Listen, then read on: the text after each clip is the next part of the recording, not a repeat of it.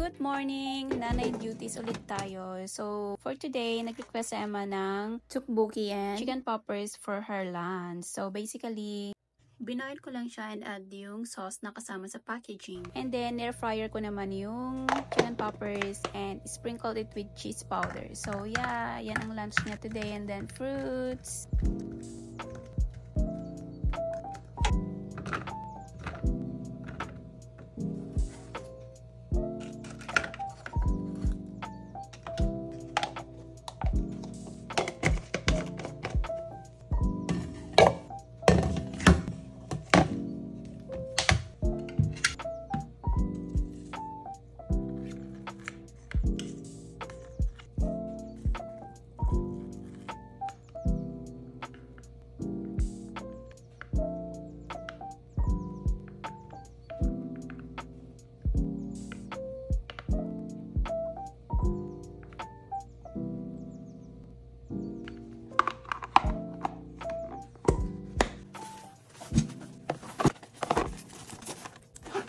Oras na nga para gisingin natin ang ating estudyante.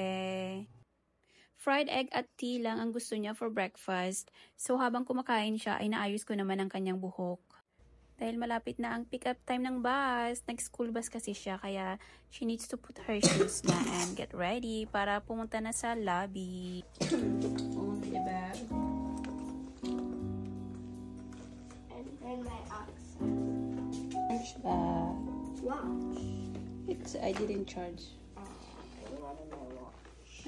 So, ihatid ko lang siya sa may lift. Hindi na ako bababa kasi nakikita ko naman siya sa may bintana kapag darating na yung bus. At saka may mga friends siya doon sa baba. Kasama niya nag-school bus. So, friends time. Charot. Bumalik na rin naman agad ako sa bahay. And then, may nakita nga ako from TikTok seller. Mga free sample product na kailangan kong i-unbox. Kailangan kong gawan ng content. Yan ang gagawin ko today. So, ayan na nga yung school bus. Dumating na. Yan yung friend niya na nakatira din dito. That's it for today's video. Bye! Ingat lagi!